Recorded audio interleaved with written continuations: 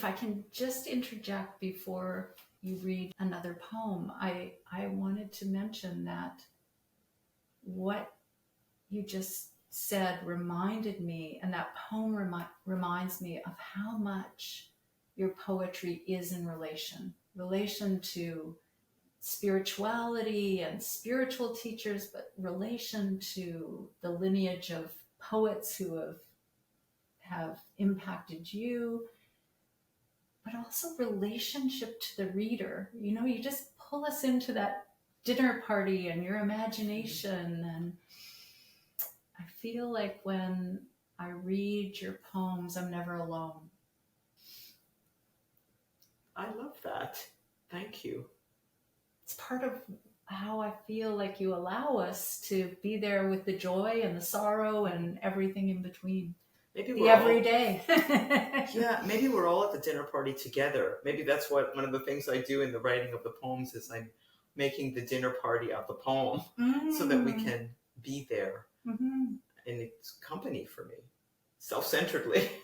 I'm so glad you feel included, because I want you to. I mean, I really want people to see themselves or to see something they know in the poems. Otherwise, they don't live.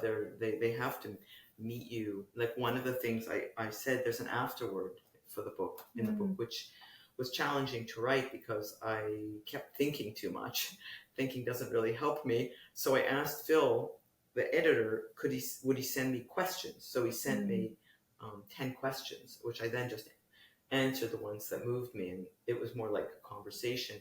But there's a line at the end where I said, compassion is not necessarily pretty. Its eyes are open.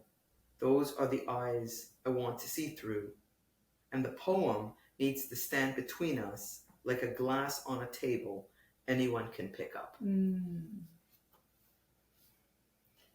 And you make it easier for us to pick up the glass, to be with whatever's there. And I think you make it easier for us to be there with pain and sorrow, but also joy, because sometimes we're not so familiar with being just with pure joy or sexuality or sensuality, you know. And so it's so beautiful to not be alone in any of it, right? The experience of that can feel scary sometimes.